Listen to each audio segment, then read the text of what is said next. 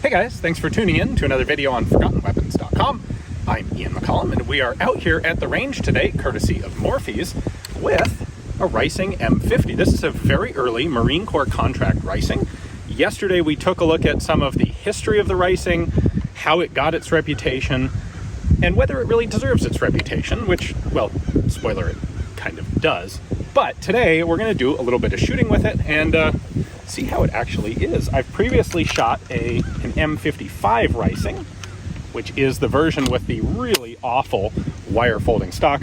This has a nice, if unfortunately lacquered, solid wood stock. So let's see if I can get a little more controllability with it. We're going to start in semi-auto, and of course the charging handle is up here. The Reising fires from a closed bolt. This should be really easy to get hits with.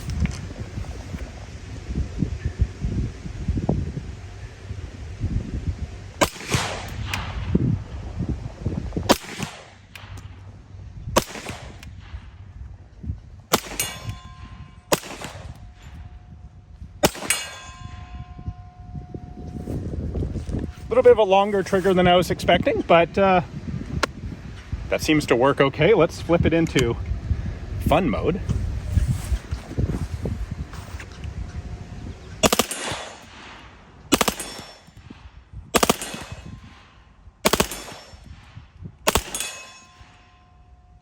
I think I am completely out of ammunition. Standard magazines on these are just 20 rounds.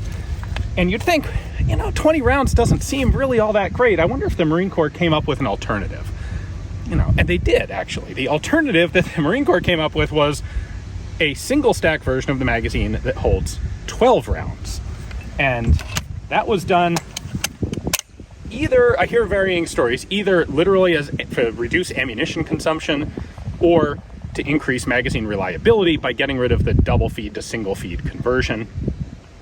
Both of those effects are true. I don't know for sure which one was more of the motivator for the Marine Corps, but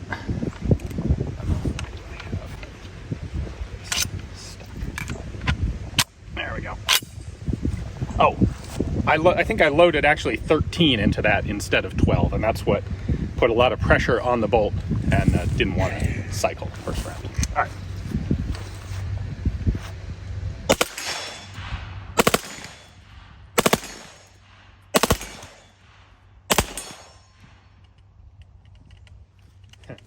One little malfunction there, but I'm also completely out of ammo. That's how fast a 12-round mag in a submachine gun goes. So I need to reload these, but overall thoughts on this at this point it's a really controllable, pleasant gun to shoot. It doesn't climb that much.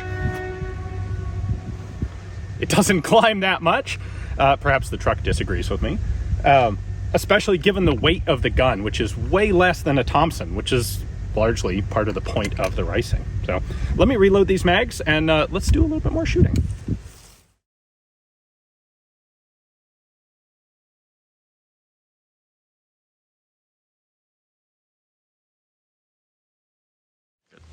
All right, this time I actually only loaded 12, so it should be easy. Yep, there we go. Now I say that. Now it racks nice and easily. Can cram an extra round in, too much pressure on the bolt, hard to charge it. But 12 rounds again.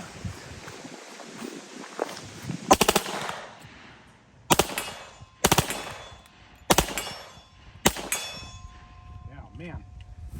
12 rounds just goes really, really quickly. I would not want to be issued 12 round mags in a submachine gun unless I was just leaving the thing on semi-auto only. And to be fair, the Reising's a really good semi-auto carbine because it does fire from a closed bolt. So while the trigger is a little bit heavy, you don't have that kerchunk of the bolt closing when you pull the trigger.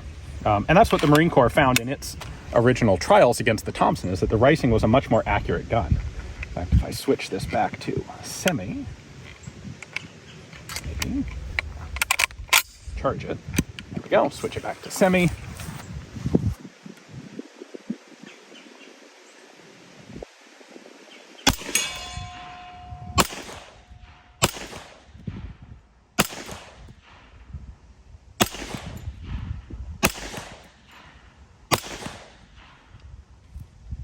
Okay, it's accurate when it's zeroed. I don't know exactly where I've got the zero on this one, but you've got a nice aperture sight. I'm going to put this back on full.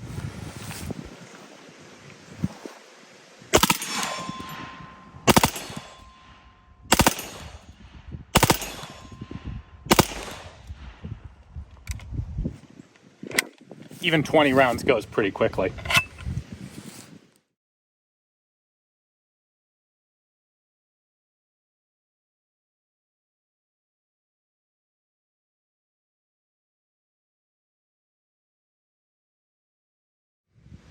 So a couple overall thoughts about the Reising. This has long been like an introductory collector's NFA item as a machine gun. And for good reason. They've always been relatively inexpensive, partly because of the poor reputation they got in the early Pacific campaigns of World War II, but also because there were a lot of them available. At the end of World War II, the military surplus these out. They sold them cheaply to police departments, and from police departments, many of them ended up in the collector market. They're a gun that doesn't look like a machine gun. Frankly, they were great as a police or a Coast Guard, or generally a not quite frontline combat sort of gun. Now, for the collector today, I think they remain a pretty cool item. I think their value is, they're undervalued as a very legitimate U.S. military combat submachine gun. And people look at this and they don't see Guadalcanal, but that's where these were used, that and the other Pacific islands. And it's the historical relevance of something like that is really cool. They also make a really good shootable gun because they are closed bolt and they have a very good solid semi-auto feature. One of the things you run into on a lot of public shooting ranges these days is a prohibition on full auto. Well, if you can run this in semi-auto very easily, it's something you can still take out and shoot nicely. You'll go through a little bit less ammo. You can shoot it on lots of public ranges. You can take it to competitions. I have a lot of two-gun matches and similar things that I go to where machine guns just aren't permitted by the range. And if a submachine gun doesn't have a semi-auto selector, it really limits the number of places you can shoot it outside of private land in formal competition. Something like this works great as a semi-auto, short-barreled 45 caliber carbine. Good sights, not a great trigger, but great historical authenticity. So, big thanks to Morphe's for letting me bring this guy out to the range. Let's go ahead and empty a full 20 rounder. See how many I can keep on that steel target. Full. You ready?